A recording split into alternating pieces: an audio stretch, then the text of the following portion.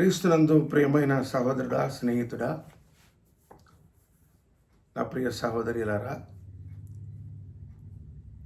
తన కుటుంబ విషయమై దావీదు చేసిన ఒక ప్రార్థనను ధ్యానించుకుందాం. 2వ సమూయేలు గ్రంథము 7వ అధ్యాయంలో 25 నుండి 29 వచనాలు మనం చూడగలిగినట్లయితే, అక్కడ దావీదు ఏమంటున్నాడంటే, అయ్యా, ఏ పాటి కుటుంబం నాది, ఎంత కుటుంబము, నేను ఏ పాటి వాడను, అయితే నువ్వు సెలవిచ్చిన మాట నా కుటుంబ పక్షంగా దృఢపరచు అంటాడు. అలాగే మరొకసారి అంటాడు, నీవిచ్చిన మాట నా కుటుంబ పక్షంగా నెరవేర్చు అంటాడు. మూడవ మారు అంటాడు, అది నిత్యము నీ సన్నిధిలో ఉండునట్లుగా ఆశీర్వదించు అంటాడు. ఎప్పుడైనా ఇలాంటి ప్రార్థన చేశావా? నీ కుటుంబము, నీ కుటుంబ వాగ్దానము ప్రభువు దృఢపరచాలని, స్థిరపరచాలని, నెరవేర్చాలని, ఆశీర్వదించాలని తన కుటుంబ విషయమై దావీదు చేసిన ఒక అద్భుతమైన ప్రార్థనని ఇక్కడ జ్ఞాపకం చేసుకుంటున్నాం. ప్రియులారా, ఈ సంగతి జ్ఞాపకం చేసినప్పుడు మనకు మత్తయి సువార్త 1వ అధ్యాయం 1వ వచనములో అబ్రాహాము కుమారుడైన దావీదు కుమారుడైన యేసుక్రీస్తు వంశావళి అని రాయబడ్డ సంగతిని ఒకసారి మా స్మరణకు తెచ్చుకుంటే, ఆది సంఘ కాలంలో కుటుంబాల విషయమై దేవుడు ఎలాగ వారిని ఆశీర్వదించినాడు, ఆయన సన్నిధిలో వారిని స్థిరపరిచినాడు అని మనకు స్పష్టంగా కనబడుతుంది. దాని నిమిత్తమై ఒక్కసారి మనము అపోస్తలుల కార్యముల్లోకి వెళ్దాం.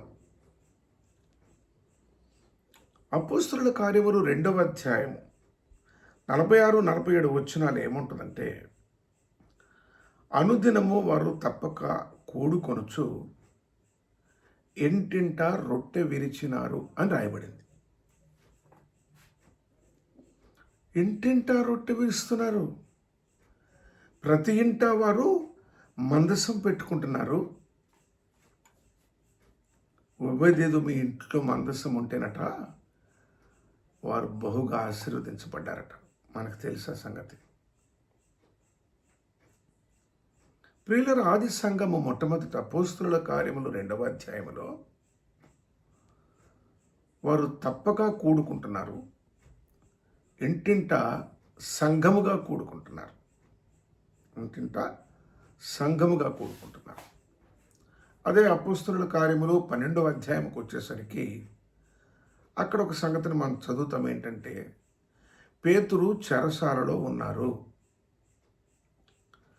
శిరచ్ఛేదనం నిమిత్తం అతన్ని చెరసాలలో వేశారని కూడా ముందు జరిగిన సంఘటనలను బట్టి మనకు అర్థమవుతుంది. పేతురుని విడిపించుకోవాలని సంఘము చేరి ప్రార్థన చేయటం ఆరంభించింది. అపోస్తలుల కార్యములు 12వ అధ్యాయము 12వ వచనంలో చూస్తే, యోహాను తల్లి అయిన మరియ ఇంట, సంఘము మరియ ఇంట కూడుకొని ఉన్నది.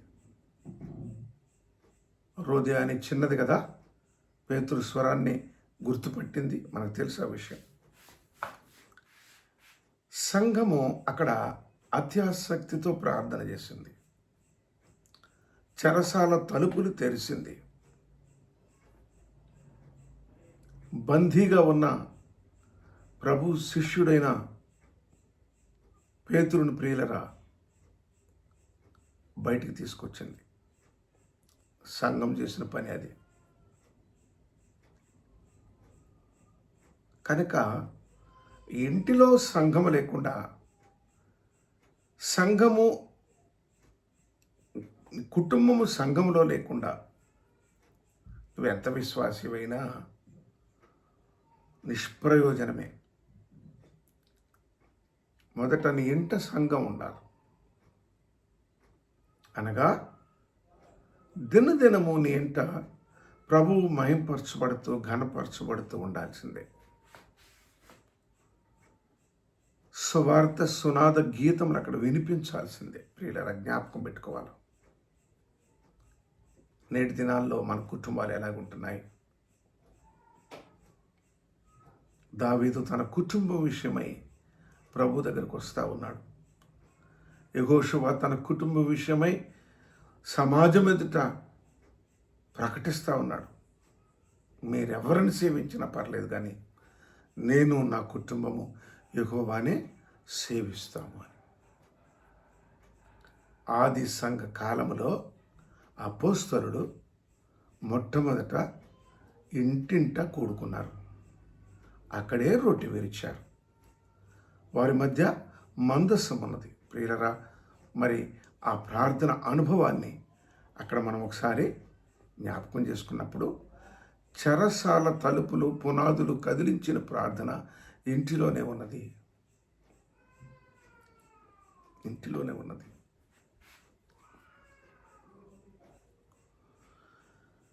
పౌలు చెరసాల నుండి బయటకు వచ్చినాడు. బయటకు వచ్చినాక ఒక స్త్రీ పిలిచింది, మా ఇంట్లో ఉండాలి అన్నది.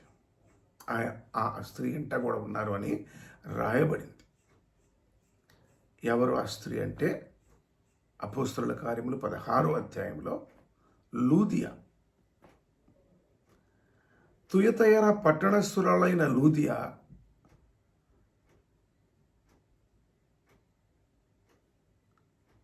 ఒక రంగు పొడిని అమ్ముకుంటుంది. ఊదా రంగు పొడిని అమ్ముకునే ఆవిడ. పౌలు మాటల యందు లక్ష్యం ఉంచినప్పుడు ప్రభు ఆమె హృదయము తెరిచెను. అన్న ఇంటి వారందరూ బాప్తిస్మము పొందిరి. ఎంత గొప్ప సాక్ష్యం అది! ఎంత గొప్ప సాక్ష్యం అది! ప్రియులరా, మరి ఏంటో అందరూ బాప్తిస్మం తీసుకున్నారా? ఇంకా కొరత ఉన్నదా? కొరత ఉన్నదా?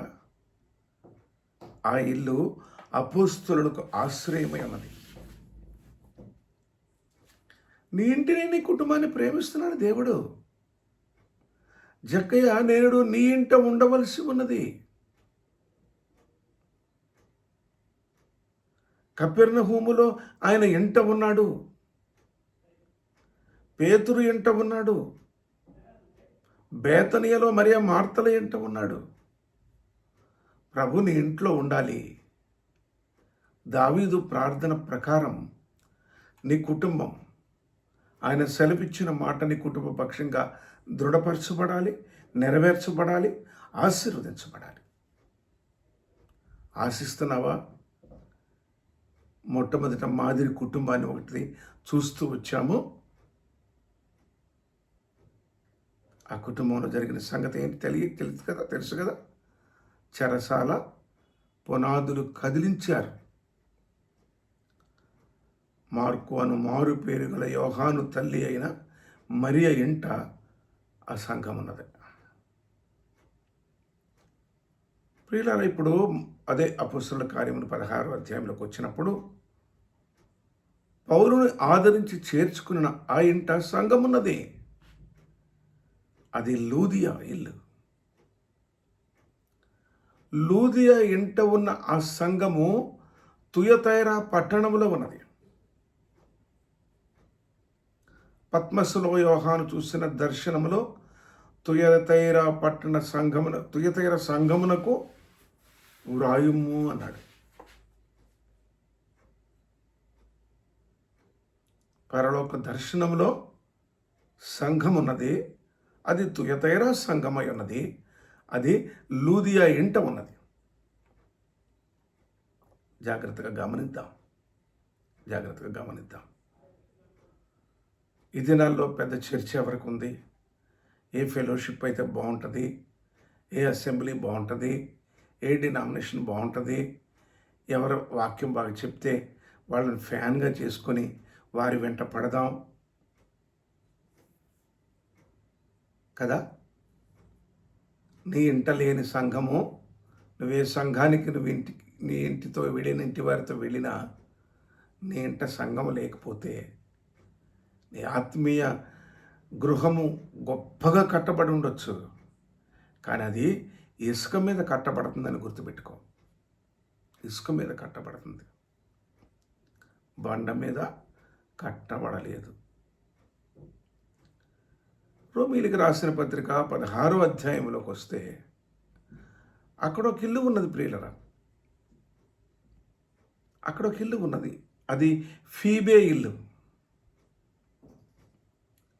ఫీబే ఇల్లు కూడా ఎలా ఉన్నదంటే అనేకులకి సహాయం చేసే ఇల్లుగా, సంఘము కూడుకునే ఇల్లుగా ఉన్నట్టుగా చూస్తూ ఉన్నాం.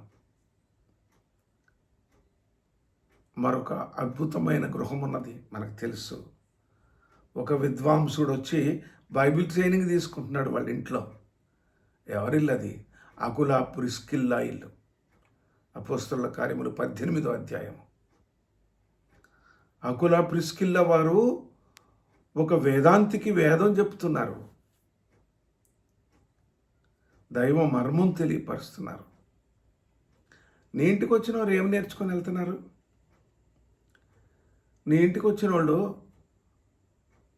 అతిథులుగానే స్నేహితులుగా కానీ రాని ఏ సంస్కారం నేర్చుకొని వెళ్తున్నారు? ప్రియ సోదరి, స్నేహితుడా, ఎలా ఉన్నది నీ కుటుంబ జీవితం? ప్రభులో ఎలా ఉన్నది నీ కుటుంబ జీవితం? అనగా నీ పిల్లలు, నీ భార్య, నీ కుమారులు, కుమార్తెలు మీరందరూ ప్రభు బల్ల దగ్గర చుట్టూ చేరి వచ్చినట్లు మీరు కలుసుకొని ప్రభు సన్నిధిని గడపగలుగుతున్నారా?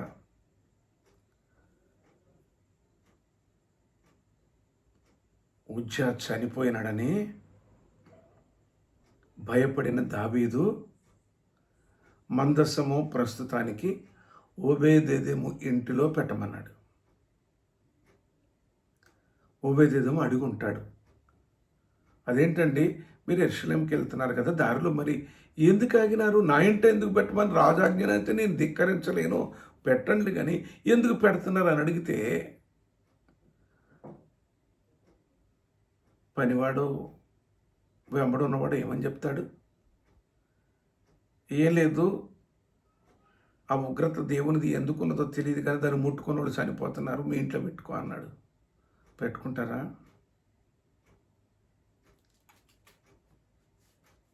కానీ 3 నెలలు బహుగా వర్ధిల్లినారు, వాళ్ళు బహుగా ఆశీర్వదించబడ్డారు. అనగా వారు బహు నిష్ఠ కలిగి మందసాన్ని వారింట్లో ఉంచుకున్నారని జ్ఞాపకం చేసుకోవాలి. కొలసే సంఘానికి రాస్తూ ప్రభు అంటాడు, పరిశుద్ధాత్మదేవుడు అంటాడు, కొలసే సంఘానికి రాస్తూ 4వ అధ్యాయంలో, సుంఫా ఎంట సంఘం ఉన్నది, అక్కడ ఈ పత్రిక చదివించుకోండి అంటాడు. సుంఫాను అని ఎంట సంఘం ఉన్నది. సంఘానికి పౌలు భక్తుడు పత్రికలు రాస్తున్నాడు. ఎన్ని పత్రికలు ఉన్నాయి కదా బైబిల్లో, కొత్త నిబంధనలో.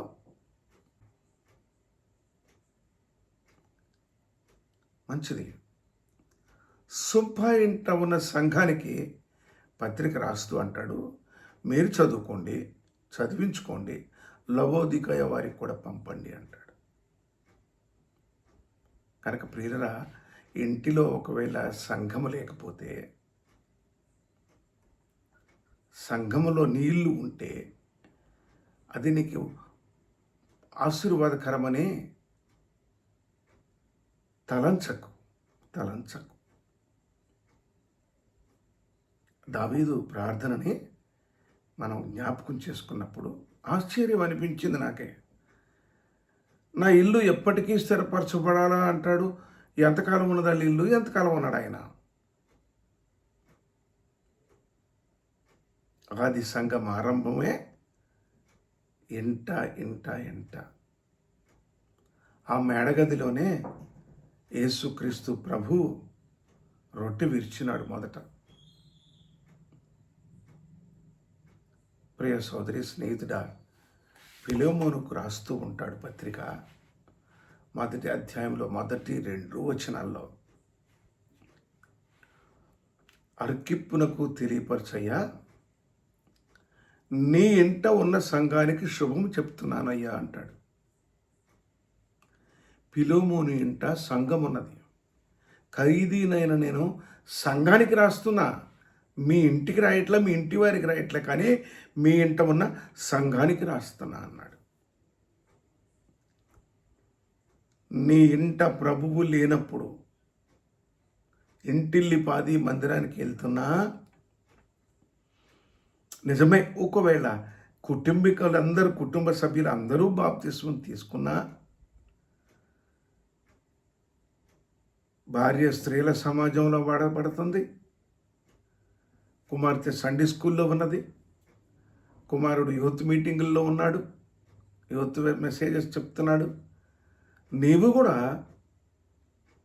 ఒక మంచి సువార్థికుడిగానే ఉన్నావు.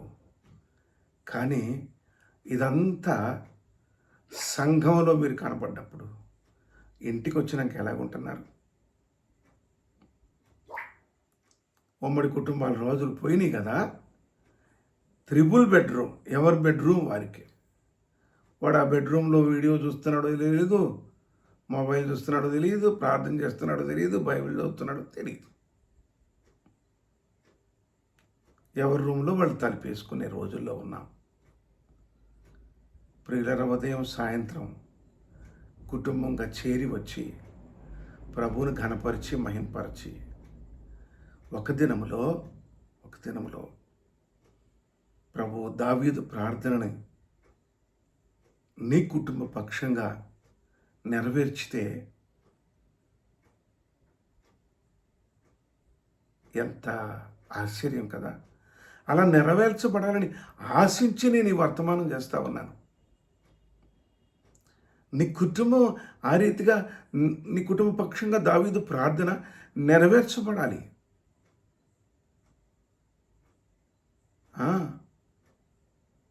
ఆదినాన అపోస్తలులు తప్పక కూడుకొనుచు ఇంటింటా రొట్టె విరుచుచు సంఘాన్ని ఆరంభించారు. కనుక ప్రియులరా, సంఘము, సహవాసము, మందిరము, సేవకుడు, వాళ్ళ పిల్లలు, వాళ్ళ కుటుంబము చేరి వచ్చి విశ్వాసులు, వాళ్ళ కుటుంబాలు, అవన్నీ తర్వాత యెహోషువ అన్నాడు, నేను నా కుటుంబం సపరేట్ అన్నాడు. మీరు ఎవరినైనా సేవించుకోండి, మీరు ఎలాగైనా ఉండండి, నాకు సంబంధం లేదు. ఆత్మీయ విషయాలలో, ఆధ్యాత్మిక సంగతులలో ప్రభు సంగతికి వచ్చేటప్పటికి నేను నా కుటుంబం వేరు అన్నాడు. కనుక నీ మట్టికి నీవే వేరుగా ఉంటున్నావా, కుటుంబ సమేతంగా ఉంటున్నావా దేవునిలో? ఈ విషయమై ప్రభును ఒక్కసారి జ్ఞాపకం చేసుకుందాం. ప్రభు తన పరిశుద్ధాత్మను నీపై, నీ నిండు కుటుంబంపై మెండుగా కురిపించి ఆశీర్వదించి ఆయన సన్నిధిలో బండ మీద కట్టబడిన ఇంటి వలె నిలబెట్టి స్థిరపరిచి ఆశీర్వదించునుగాక. ఆమెన్. Praise the lord.